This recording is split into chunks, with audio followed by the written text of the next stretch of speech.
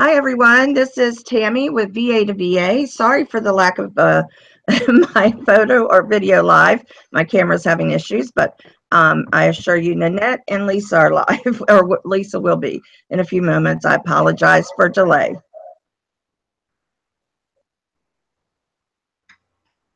Oh, good. So now I'm hearing it back, too. Oh. Okay, hold on just a moment. For some reason, I'm getting it delayed now.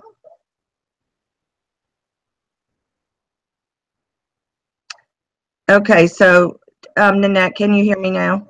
Yes, I can. All right. Nanette, you take the lead. I'm going to mute and I'm going to get some headphones, please. Sure. All right, can y'all hear me? Yes. Hey. Hi. Y'all can hear me? Okay. We're live, by the way. We're live. Hi, everyone, and welcome, and thank you for your patience for another month of VA to VA Mastermind. And this session is going to discuss, we're going to discuss what's happening in 2018, a year in review. And we're going to talk about how to keep it simple and focused. And then Tammy will talk about, what was that she was going to talk about? What apps are coming up, I think, or something of that nature. I'm not quite sure. I forgot. New but trends. Anyway, oh, that's New right. trends. The VA industry in 2018, what to look forward to. That's right. And so we're going to discuss all of that. Let me introduce myself. I'm Nanette Telemack. I'm with In Essence Virtual Assistants out of New Hampshire. And I am a generalist, so I have a full range of services that I offer: marketing, sales, graphic design, multimedia services. So I like to be able to provide all those services to my clients. And with that said, Lisa, why don't you introduce yourself? Hey, everyone. My name is Lisa Kolb. I'm the owner and manager of Augusta Virtual Assistants. We specialize in working with realtors, attorneys, different types of business owners who need help with project management, operations management, social media management, and things of that sort. So, and we're based out of Augusta, Georgia. And we've been in business for 6.5 years now. And of course, Nanette, Tammy, and I have teams, and that's why we do VA to VA. And welcome, and thank you for joining us today. Putting on her speakers, I think. So before she joins us, I will start. And I will talk about keeping it simple and focused, because knowing all the trends and what to expect going into 2018, one of the things that you should do first, I would think, is learn how to manage your time appropriately and know how to stay focused with your business. So I will touch on that. So the way I broke it down, or how I felt about this subject, is that it's easy to get distracted and scattered. And if you're like me, I can sometimes get overwhelmed with all the different apps and the different things that I need to get done in a day for my clients as well as for myself. And so we go through exactly what we take away from our clients. You know, what they go through is juggling too many balls in the air. So I've come up with 6 steps to keep it simple and focused. And the first step is set up your day the night before. Your brain needs about at least 15 minutes of uninterrupted time to dive in, concentrate on one thing, and get into the zone where you're truly focused and doing your best work. With all the interruptions that can occur in a day, with emails, those little email notifications, family issues, those animal videos that we all love so well. I know I do. A good technique to use is to set up your day is what's called time blocking. So before you go to bed, make a list of all your assignments, your meetings, and tasks for the day ahead, and start by organizing your phone calls and meetings by time. And then from there, you can fill in free hours with the day's assignments in order of priority, including your personal appointments. This encourages you to focus on the task at hand and slot whatever assignments that pop into the free spaces of your day, rather than have to push the other things aside in order to jump on them.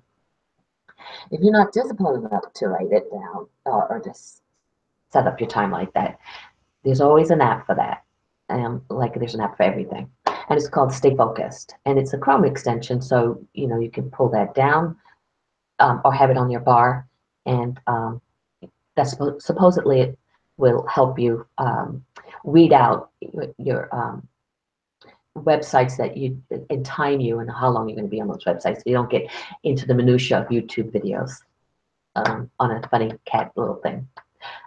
So, but that's the number one step, is really map out your day or your week, and so you know exactly what you need to do, and then you know where you have your spots for emergencies or stuff like that. Number two is do the most difficult things first. Research has shown that our minds are sharpest in the morning to tackle the tough jobs. After these are out of the way, we can relax and take care of more routine work that doesn't require much in the way of mental strain. Of course, in the just your energy, because I know I tend to fret about the difficult things that I need to do for it could be a certain project, or it could be that I know I have to go out and prospect, cold call and network on LinkedIn. And that to me is a difficult thing to do. I have to gear myself up for it. But what I will tend to do is do the easy stuff first, But that isn't really productive, because it's in the back of my mind what I know I have to do. And I can't keep putting it off and procrastinating. So get that out of the way first. Anything that's hard and really requires a lot of your mental energy. And because once you do that, by tackling the hard things first and getting them out of the way, it keeps you focused and less stressed. So get the hardest things out of your way, and still be fresh and have energy for all the other things that may come up. And then number three is eliminate distractions and time wasters. In our line of business, we all know that real emergencies come up occasionally, and we have to deal with them. However, the majority of situations that do come up to distract us are not really emergencies. Those little email pings that tell notifications that tell you got an email, which I can distract you like crazy. And of course, those type of clients that don't have their own time management skills down and constantly pinging you or texting you in last minute. Responding to these requests immediately will only set you up to receive more. And by not responding, you are sending a message that you're a strong-willed, focused person who is very busy, and over time, you would be bothered less by just not doing that. These are time-wasting matters, and so you either will ignore it and deal with it after you're done with your project, or you're just going to drop that client that's a pain in the ass. And Nanette, some clients have even told me, I'm just getting it off my plate. I'm not expecting you to respond immediately. Right. It's just something on my to-do list to email you something, and I'm just getting it off my plate. And I know that when you get the chance, or I tell my clients, you are designated a certain, time of the day, whether it be Tuesday and Thursday, Monday, Wednesday, Friday, every day of the week, from this time to this time. And they know that I'm dedicated to whatever they give me during that time block. So they may email me something after hours, knowing that I'll get to it when I set up for working with them. And yes, you're setting that boundary. If you're not, I do encourage VAs to not answer emails to clients after hours, because you are setting that tone that you're available anytime. That's right. And I do get emails or texts as someone has a downtime and they're thinking about everything they need to do or want me to know.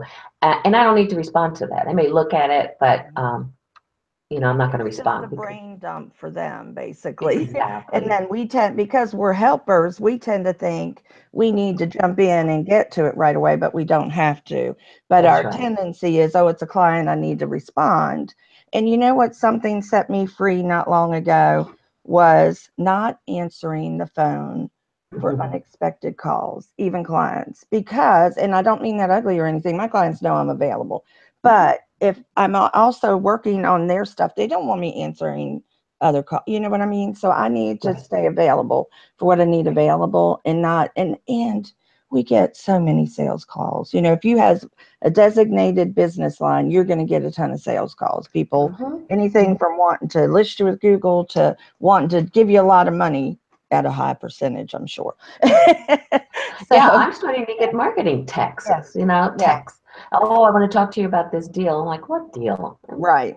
I You know, know, it's crazy. And I, there's so many, I'm one who could get distracted very easily. So that really helped me to just, no, I'm not expecting that call. I will get back to them. Of course, I listen to the message, and if it's urgent, of course I get back to them.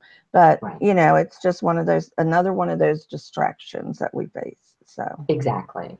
So, so that's, just turn them off. Turn off your email notifications and your cell phone alerts, because, I have a lot of alerts on my cell phone, the news and breaking news, whatever. So, and that distracts me, and you can't stay focused if you do that. So I'll cut them all off when I'm doing the project. And then number 4 is regenerate and keep up your energy. Your brain can only focus for 90 to 120 minutes, at which point it needs a short break before you can launch into the next 90 or 120 minute period to focus. So plan 2 50-minute breaks during your 8-hour work day. One in the morning or one in the mid-afternoon. explains a lot for me. What? I That's just have hard. to laugh because that explains a lot for me. I'm sorry. I just thought that was too funny when you say 90 to 120 minutes. Think about that. How Yeah. often do we just Yeah. sit and work and work and work, you know? And I know. yeah, so I think those, yeah, great tips. Sorry. I just had to laugh. And your back, and when you think about it, you're tensing up. Your back is hurting after a while. I know that happened to me yesterday. I was working, and I never really took a break. So I need to do that for myself. When I'm not in my home right now, but when I am home, what I tend to do is give myself an hour lunch. 30 minutes is for a power walk, and then I eat. And then I get back to work. That really helps, because actually going for a walk helps clear my mind, and I actually get great ideas. So, make sure that you mark it into your calendar time to take a break. That's true. And, it really does help the creativity to just kind of take that break and just let your mind rest a little bit, because that's Right. when the great ideas start to come, and when we're work, we're so focused on everything else and the client's work that we can't even, create ideas for our own businesses. So it No, is hard though. and It is mistakes hard. happen. Yeah, Yeah. I because mean, when you for step me, away, the dogs are great because they make me get up, the dogs. I say that they're going to be the death of me, but they really do force me to get up and move around and go outside and stuff like that. Right. Not saying everybody should get a dog, but I'm just saying, it does help remind me you got to get up and move. But that's going to force you to have a break. Yes, So, absolutely. Yeah. And then number 5 is constantly remind yourself of your ultimate goal. Like as you're planning your day for your clients, planning your day for your personal stuff, also think about what's your ultimate goal? Where are you trying to get at? It's great that you have time blocked for your day or your week and schedule that all out, but you also want to keep your long-term goals in mind. Say that you want to make significant rise of income by 6 months, a certain amount of money in 6 months, or a certain amount of clients in 6 months, or you want to move your business up a level by the end of the year. How do you keep your eye on that prize? So you do that by creating a set of milestones that will help you move towards your goals without losing your focus. For example, you can set a monthly milestone or even a weekly milestone. It'll help you stay on track as you reach your really long-term goals. And it's great to have goals, but you also need the plan to reach those goals, and those go into your calendars too. For instance, I know my goal is to have 6 new clients in 7 months. That's kind of challenging. So my plan is setting a specified amount of time I need to make every day to prospect, cold call, go on LinkedIn and at least call a certain amount of people every day. So that goes into my calendar and I have to work that in.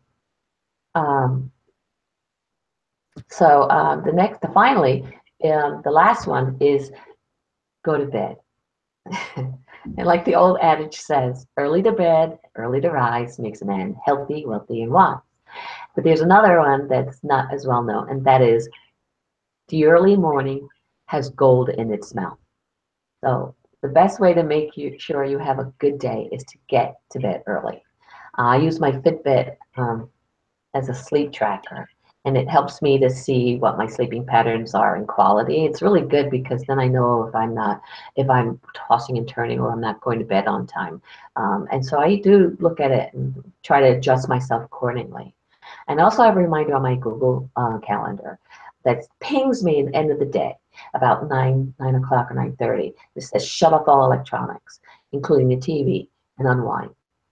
So this allows me to really wind down and like shut everything off.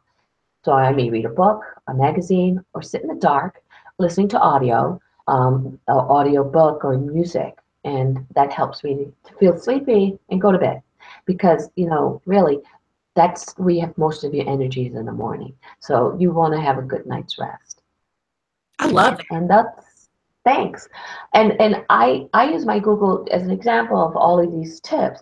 I use my Google Calendar a lot, to the point where it'll ping me in the morning and say 5:30 to 6 exercise. 6 o'clock to 6:30, I'm having my coffee, read my emails, getting it out of the way. And then from 7 to 8, and I get these little alerts, ping, ping, ping, ping. And it does help me stay focused. So that's my tips. That's awesome. I have my Google Calendar alert me on my phone to, mine says wake up and devotional and then workout, which I don't know every day, but it pings me every day. And then I time block each client so I know when to stop with the one before or start with the first one. Right. And then, networking events or things like that. But that tip on shut everything off at 9 o'clock and just unwind, read, listen to music, I'm going to start doing that. I like it. I get a lot, it's really good. It keeps me away from work, and you need that. You need to get away from work. I think I fail on most all of those, quite honestly, if I'm being really transparent. I love Google Calendar, and I do block time and things like that, but I don't necessarily, because honestly, we have so many different kinds of different industries, and honestly, since the SCORE webinar I did, I'm still getting emails from people wanting to talk to me about it, and I'm still onboarding clients and things like that, which is wonderful. It was such a blessing. So, but in having to hire new team members and things. So it's great. But because of that influx, it's kind of thrown me off of of my norm. And so I'm finding myself late at night falling asleep on my computer on the bed and, things like that, because I also still have to keep up with my own things, in my own marketing and all of those things too. So, but I am outsourcing more. Y'all will be proud of me. I'm actually outsourcing more. I have somebody doing my email marketing. I have somebody helping me create some graphics recently. And I love to do that, but it's very time consuming for me because I tend to be a perfectionist and I'm not an artist, you know what I mean? So I tend to really get into it. But it's a time eater, like you're talking about, those time eaters and everything. So those, I think those are really awesome tips because I think we can all learn from them. Right. And when you get inundated, like sometimes you do, I would, take the time on the weekend maybe to assess everything, like what's new, what has changed, and just restructure yourself again. Yeah. Well, because I'm working through the weekend on my stuff, and even last weekend I had to work on some client stuff, which I don't like to do. I don't mind doing mine because it does relax me for the creative part of it. That I like, but it just takes me more time than it would somebody else. But we had a few comments up here too. I just wanted to read off. Hi, ladies. We have Emily and Brenda and Pam from The Perfect Word again. So we're so glad y'all are joining and commenting. If anybody's else out there, please say hello. And Emily had commented that she had never heard that before, but I don't know where we were, and she said it's so true. I'm not quite sure in what part of the conversation that was, but she really liked your pointers, obviously. Brenda says, I'm such a night owl, hard to stop sometimes. But you know what, Brenda, if you are, and you know that's you and your structure, I mean, because I have a team member who likes to work weekends and evenings. That's just her because she wants her days free. So you work with what works best for you. That's the great thing about having a business. You can structure it around what works for you, you know, especially virtually, as long as you're meeting deadlines, you know, for yourself and your clients. So if that works good for you working at night, then great. You know, just take the daytime to rejuvenate and do some of the other things, and still remember to take those breaks. And then Pam says, I'm not a morning person, so I do more thinking type work later in the day, maybe even at night. Same thing, Pam. It's really about what works best for you, where Lisa and Annette and I might say, oh, morning's best. I tease and say, well, not too early, not too late, so catch me mid-afternoon. But you know, we do have to capitalize on what we do best. And Emily clarified that for us. She said about the 90 to 120 minute brain activity. I know that was shocker for me too, Emily. So that's great. You know, glad that Annette could, you know, enlighten us with that. So yeah. So anyway, just really neat things to think about and review, and streamlining, especially to the new year. You know, we're always looking for goals and ways to structure and to simplify things so we can get more done too in a little amount of time. And so I think those are awesome, you know, to look at and to do. So thank you, Nanette. That's really, really great. And then we were going to talk about the next part of this gets into next year. So, and Lisa and I are going to talk a little bit about next year with y'all. If ladies, you just watch that chat while I talk a little bit about this, I appreciate it. So basically, I'm going to talk a little bit different. I know Lisa's going to talk more about the industry trends, whereas I'm going to talk more about just trends in general with coming up in 2018, you know, just the different changes and everything. So I want to make sure to just, you know, key you all in on those things and tell you. Now, one big thing, and this affects our industry too, well, a lot of this does, but it's not necessarily industry trends. But I don't know if y'all realized or knew that MailChimp is now offering a landing page option. Woohoo! You know, it was so funny because I was leaving MailChimp. You know, I was just out the door, had too many contacts now, and what they were going to charge was way too much if I continued. And now I'm like, oh, wait a minute. That landing page may just keep me there. I'm not sure yet. I have to try it out. So anyway, just to let you know, that was just a little something to kick it off for the coming year. So I looked at a number of things for what's coming up in 2018. Of course, technology is always huge. And one of the big things, of course, is AI, artificial intelligence. And that was a big thing that was being talked about all over the place. And then the other thing that I found funny and ironic, because we talk about technology, but then on the other hand, one of the things that they talked about in Forbes, just to let you know, I do have some resources. I can give you some links to some articles I read. But Forbes and Fast Company were a lot of what I looked at. So anyway, though, one of the funny things to me was that people are looking for more personal interaction, which totally makes sense because we're online all the time, talking to everybody all the time. And if, you know, we lose that human interaction sometimes, you know. So they're saying, like, one of the ways, especially for virtual workers and stuff, is to definitely do one-on-one videos, you know, for clients and things like that, you know, make that connection in that way. But also, you know, you want to make sure that, you know, they said it's quicker in person too now. You know, if you're doing more local work and you meet up personally, that you actually feel like you know them quicker if you've already been online with them. And I think that's very true. Or even on the phone. I had a prospective client recently. She was older. And when we met, we hugged, but we had never met in person. But we had talked so much. And And, you know, some of the things that she shared with me, I just felt like, you know, I'd known her. And so it was kind of neat. But so you can have those connections. And there's like Lisa, Nanette, and I have never met. We need to have a summit, by the way, ladies. And in person. So I know if we did, we would just like grab each other, you know, and hug, because, you know, we've just been good friends throughout all of this. And so that's one thing. And so in making, you know, video, of course, is huge, but they're also saying live video is much better to do now because, you know, especially how big Facebook Live is, even if you're only doing a few minutes and answering questions, that could be a huge thing for, you know, business and everything else. But so they're saying, you know, if you're going to do video and all of that, that it's better to do it live, especially for interaction, in that you're more likely, you know, to pick up clients or prospective clients that way and have them opt into your email list and things like that. So that's one of the things. One of the other things that was interesting, and Annette, you kind of brought it up, and what you're using is wearables and data integration. So, you know, you do your Fitbit and it integrates with stuff on your computer so you can see reports and everything else. And there's going to be even more of that. So this is going to continue to grow, the wearables integrating and transmitting data, which is great for virtual workers in many ways. But it's also very controversial. You know what I mean? Because you don't know how that might be interrupted or hacked and somebody get all of your information. You know, these are huge, huge issues in this coming year and for the next few years.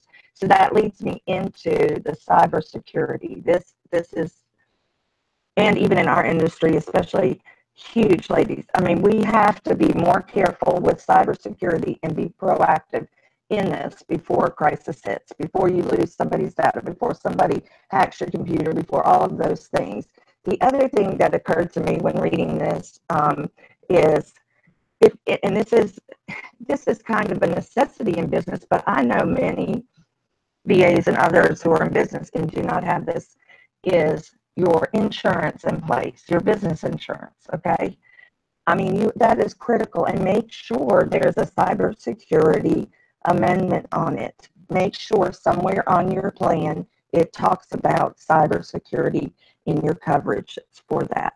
Because I'm going to tell you, the more that people are getting familiar with virtual workers and having virtual professionals in their business, what there's going to start happening is asking for certificates of insurance. I'm almost positive of it. That hasn't happened to me yet. I've heard of a couple of others where they did ask for that. And your E&O coverage, errors and omissions. Make sure you have that. It can be a little more pricey, but that's something you really need to check into. I just recently changed who was doing my insurance. And I asked them, I said, I really need to review my coverage. I need to know, especially with the business growing, what we have coverage for and what we don't. And it included cybersecurity. I was pleased with that. But I didn't realize it did not have E&O on it. So I'm in the process of making sure that's covered. I had What was that it didn't have? Errors and omissions. Oh. And see, it's a separate thing. It's a separate thing. It isn't automatically covered because you have business insurance. Most of the time, business insurance is like for your computer or if you're broken in on or there's a flood, things like that. But it's not always about covering you for your clients. If a team member does something, that's the other thing in doing teams. We need to put in our contracts that they have to have their own insurance, and many that are just starting don't have the money for that, So we have to just really be wise and careful moving forward, especially with the cybersecurity and all of that. Now, I will say on my contracts with clients, it has on there a part about team members, will be working possibly on your things and that I'm not held responsible for it. But when it comes down to it, it could ruin your business because even word of mouth if something happened. So you just really, really need to be wise in how you're keeping client data and where you're keeping it, how you're keeping passwords. If you have credit cards for a client because they want you to purchase things, you make sure that those are all in safe areas. I mean, I know LastPass, there's a lot of others that hold passwords that are even more secure. Where are you putting the data? Is it on Google Drive? Is it on Dropbox? Is it another server or cloud? And make sure what is their coverage is. Like Google Drive, for the longest time, I didn't know you weren't supposed to store passwords on there and everything. So if a client gave you, filled out their intake form and you put it on Google Drive, they could wipe you. I mean, they could just not allow you to be on Google anymore. Now, what would that do for your business? So you just really need to make sure you understand, the realms of every software you're using even, and of course technology is going to continue to grow. One of the other tools that's going to grow is analytic tools, they talked about, which is great for us because we help clients with social media and just all kinds of stuff, and often we find ourselves having to do Excel sheets and manual work if it's not something that's already, doing its own analytics, and so that's a great thing for us. And then I did talk about AI, artificial intelligence. I just want to tell this story. One of the examples they gave was 1-800-Flowers. Y'all are familiar with that online, I'm sure. And they integrated artificial intelligence and that technology with natural language processes and built up a detailed understanding of what customers wanted and are looking for. So when a customer goes into search, their entire catalog, now the company can see what they're searching for or what they're asking and delivers them a customized recommendation. So you might say, well, I want red or yellow or whatever. Well, they're going to suddenly put a bouquet together for you and show you a few. You know what I mean? Isn't that clever? I mean, I just thought he would have thought of it. And it's not like having to be on the phone saying, well, I want this, this, and this. But it's actually going to do it for you and make those recommendations and you choose. So, those are really clever ways to make artificial intelligence work for you. And then just a few other things I want to touch on because I want to give Lisa enough time too, because here. But excuse me, I know we've talked about going up to the year 2020. Who can believe that's only a couple of years away? That said that 50% of the workforce will be remote workers. And but it was funny because reading about that again, excuse me, was interesting because first of all, I think it's a great for the morale of companies and employees. If you have companies and employees, I'm not talking about necessarily our industry, but companies and employees, it gives them, if they can work from home a couple days a week, I mean, it's huge. That's huge for them. So, there's a huge lift to the morale. It's even a productivity boost. Most people would think it wouldn't, but a lot of people work harder at home, and remotely because they feel more energized and everything to do it. So I thought that was interesting. But the other thing that came up was a company considers you a remote worker even if you look at your email on Sunday. So even if you're like looking at work outside of the hours, that's considered a remote worker. Well, to me, that's kind of silly because you're still going in 40 hours a week, right? So when they say half the workforce might be remote, they're including a lot in there. But we know our industry has grown by leaps and bounds. I'm part of VA Classroom University, and the training in there is phenomenal anyway, but it has grown so much in the last couple of years. It's incredible. And we see VAs everywhere now online. And we know that prospective clients are much more familiar and comfortable with us and what we can do for them. And, in all that we do for them, that it's not just about administrative work anymore. The other thing, and this is a little segue to that, the e-learning industry is going to change. Because it's gotten so big and everything else, they're now asking for credentials. So now some of these e-learning places are going to either not get, credentials, and then you're just probably won't grow as big, and then some will and probably be considered more of a value, I suppose, because if you can go there and get credentials. Of course, that may increase pricing and all of that too. I don't know. But I just thought that was an interesting trend that's coming up in the next couple of years that because the other thing is not only we know we have to upskill. Software is always changing. So we're always up in our skills. But even in corporate world now, they're recognizing that need to up everybody's skills. They're calling it upskilling. And they recognize the need to retrain workers. So You know, that was huge. And then even in HR, and I know this doesn't always apply to us, but it's nice to know what's going on in the corporate world too, so we can even incorporate some of it in our own in a very small way. But HR, the big buzz this year for next year was all about artificial intelligence embedding in the workplace and having smarter products and smarter tools to be used. And then the last thing I want to say is one of the other priorities for next year is financial and mental wellness. This was really big. So many people are under the strain of financial. It's become a huge stressor in many lives. And so this is a big push for financial, and then it affects mental too, you know. So financial and mental wellness is a huge priority for the new year. And that's my quick few minutes on that, and I want to give Lisa her time to talk about our industry and what's going to be coming up in 2018. Any comments, ladies, on all that? I talked really fast.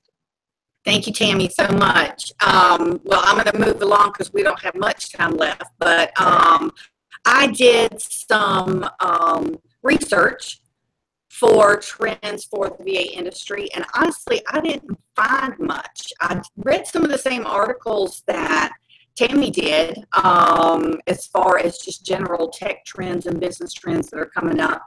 So I just want to say, as a VA of 6.5 years, what I'm going to be looking to do in 2018 is maintain any new VAs coming into the industry, because I am mentoring one who is nearby, is get your contracts in place if you don't have one.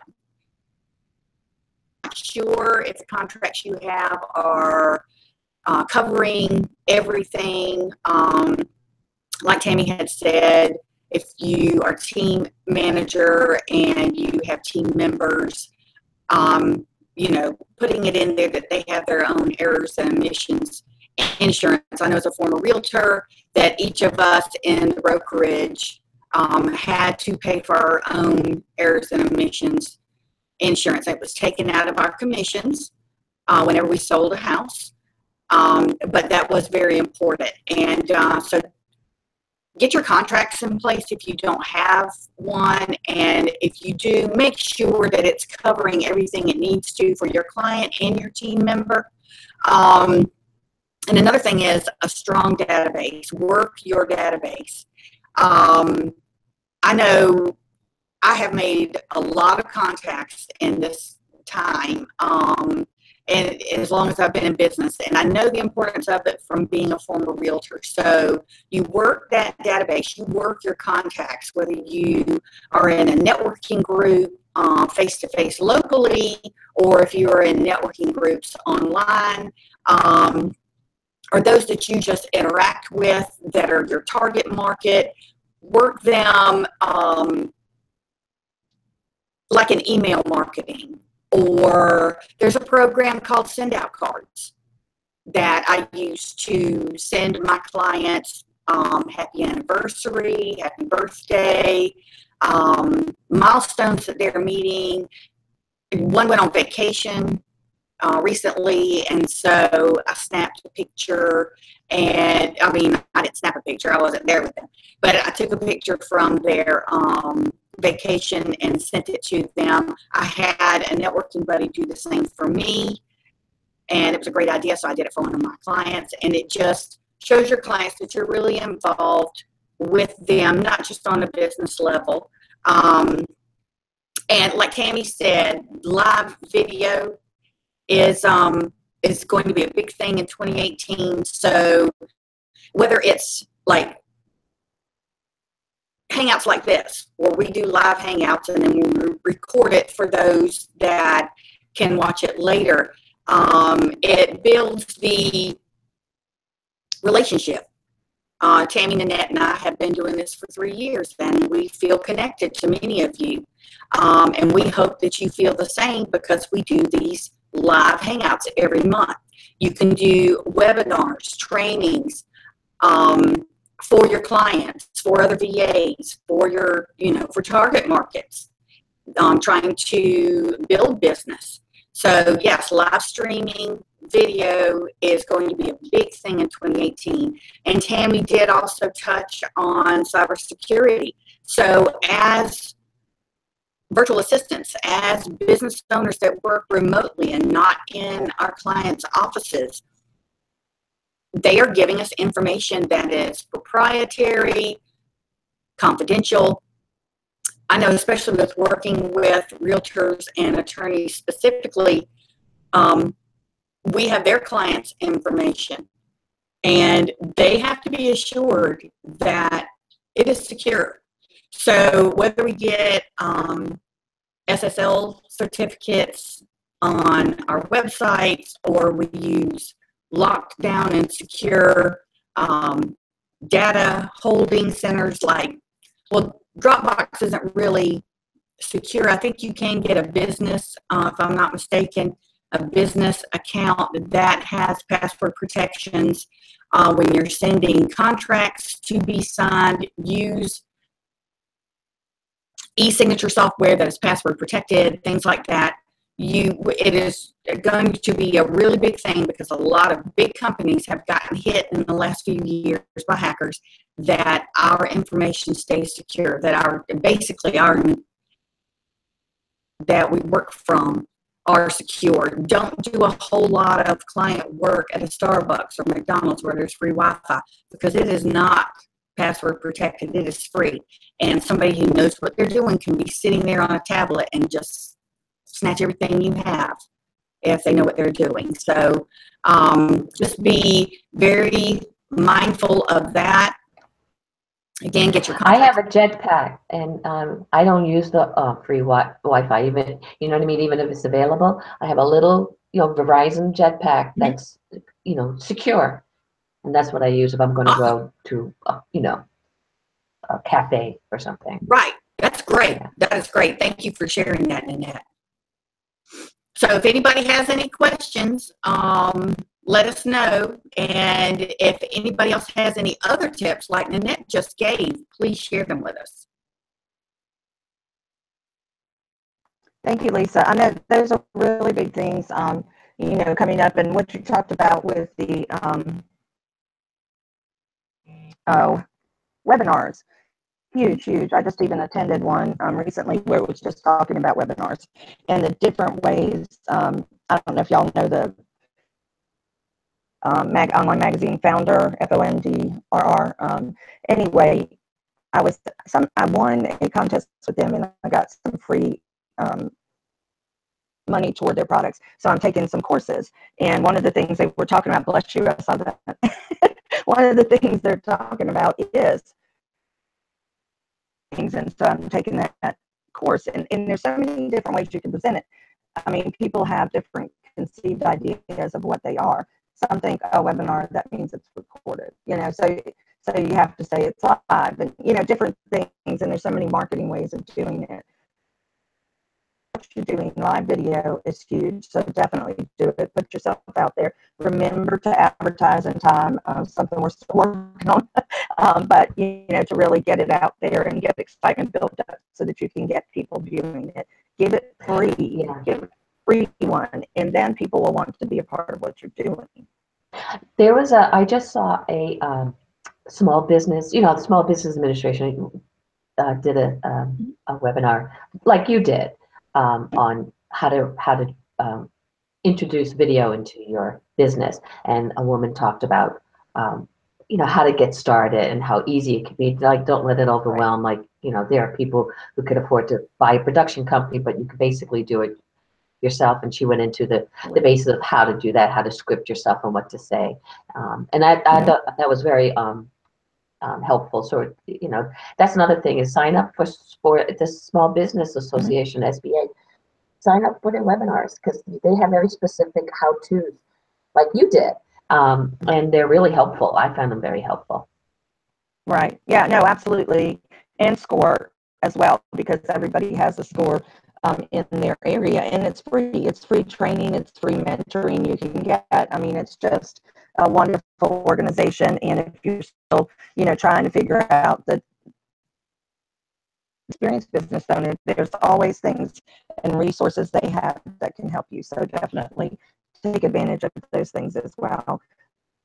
And Lisa, what you shared about Dropbox and all that, huge, because people need to understand that and know that those things aren't as secure as we think, or Google Drive, or, you really have to be a part of a service that is secure and that you can protect. So, yeah, I can't say that enough. And again, make sure your insurance covers cybersecurity, and you may even want to up it from the norm, depending on what kind of work you do and what could be, like Lisa said, we do client work. A lot of times we have their clients' information too, and depending on what that is, there could be ramifications in regards to that. I was just talking to somebody yesterday too, and in a particular pharmacy sold her information to like a drug company or something, or some kind of like medical thing, and they called her and wanted to have permission to call her doctor to get her this stuff, and she didn't even need it, first of all, but she's like, take my name off this. She just couldn't believe that, first of all, her personal information, the information about any kind of medicine she had done that fit their need, now was theirs, and they had her address. And so, you really have to be proactive, even in simple little things of opting out of some things too. Here changed in the U.S. anyway. I know not all of you are in the U.S., but when that changed, it forced all doctors to even get tablets, and so all of your health information is online now in the government. And who knows, what can happen with all of that. So, or if anything's being sold or any of those things. So if there's a way you can opt out at doctor's offices, pharmacies, all of that, but you want to make your clients, the main thing is you want to make your clients feel secure with you, with their data and everything else, because they want to know what they're sharing with you isn't going anywhere.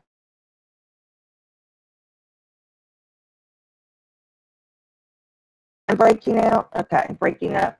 Lisa was earlier, so I'm sorry about that. I don't know why I'm directly connected. Thank you, Comcast.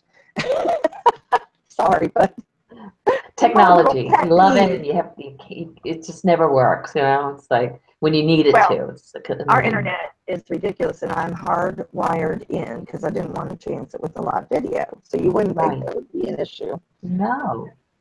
I know. You never know. I had problems with DSL, but that's your lifeblood, Right. because for our business, and so it's amazing to me with all the wonderful apps that are being built today. They still haven't solved the issue of getting steady, strong internet. Yes. Access. And let's not even talk about net neutrality, because that could go on for an hour. So anyway, but yeah, I know it's crazy, isn't it? And then, so I even looked into, this is a side note, but I even looked into business internet just for my business, just in here. They told me I wasn't allowed to get it because I was in the home, and that I would have to get my office as a separate address from the post office. So it would have to be like my number in like a letter, or -1 or suite or something like that, in order to be considered separate and able to have my own service. Now, I told the person, the tech, when they came, we've had many come out. I said, this is going to change. This is going to have to change, because more and more people are working from home, even corporate people. So you have to get some good service going out to these people, because they're not going to stand for it. So, this is going to have to change soon. And then, I don't know, a few months ago, I got a thing in the mail saying, we know you're a business. How about business? And I had to laugh. Okay, so they got the hint, maybe. I don't know. I didn't even call to check. Well, that's the thing. I think that there's a definite change that's going on, Right. and I don't think that the companies are caught up to the way people are now working, and so there's the offerings are not there yet, for all the people who work remotely, and I know that. But they have to come up to speed to where we're doing our business, where we're working. and offer us better services. And I don't think they've done that yet. So they're not, that's something that, I hope that they start realizing that there's not that many, just like there's not that many malls anymore. There's not that, it's not going to be a lot of corporations that you can see in brick and mortar. It's going to be spread out. That's just the future. And there's one book that I want to suggest that talks about that. It's called End of Jobs. My sister told me about that book. Have you heard of it? No, I haven't. What is it? Who is it by? It talks about how going to work is dying, and most people are going to be working remotely, and that entrepreneurs, and he touches on how that change is happening, and it's inevitable. And it's a really good book. Who is it from? I mean, who wrote it? You don't know? I do. Actually, I have his audio book, which I listen to when I turn myself down at night and unwind. Is that really turning yourself off? I will put it up. Let me Google it really quick. I'm not very good at remembering people's names. I remember. That's okay. I'm bad about that too. I just put it in the chat. So we just need to add the author. So okay. If you find the author. Okay, perfect. I will do that. Yeah, okay. Well, any other last comments or any other comments from you all watching? We'd love to hear anything else. I went ahead and put the articles in there for you that I touched on. A lot of the information is in. So anything else that anybody wants to chat real quick, go ahead. I know that our year is coming to a close. And one thing that we wanted to just touch on with you all is we will have a course coming out. We've said it in a few places, not everywhere, but we are going to have a course coming out in 2018. Woohoo! So excited. So you guys, we're going to be doing live videos, and course, we will send you course book and everything. And we'll be offering that in the next few months in the new year. And you will get to see all of that and be a part of that. And we're very excited to bring that to you next year. So it'll be all about how to be a multi-VA, or even just how to manage teams, because it can be for other than VA industry even. So, it'll be all about that from the beginning, to managing and all the ins and outs, and even the nitty gritty and the pretty and the ugly. And we'll touch on all those things for you. So we're very, very excited. Brenda put up Taylor Pearson. That must have been the author. Thank you, Brenda. That's the author. All right, perfect. Thank you. We have such smart audience. So anyway, well, we've run a little bit over because we started a little late, but we really appreciate y'all sticking with us. And if you're watching the recording, thank you as well for watching that. We can't tell you enough. You mean the world to us, and we really do appreciate it. I hope everyone has a wonderful day and a happy new year, because that's when we're going to be back, is in 2018. So Merry Christmas, Happy New Year. And ladies, if you want any last comments. Have a great holiday, everyone, and I hope everyone stays safe. Yes. Yes. Have a great holiday. Happy Hanukkah, too. Yes. Thanks, everyone. Bye-bye. Bye.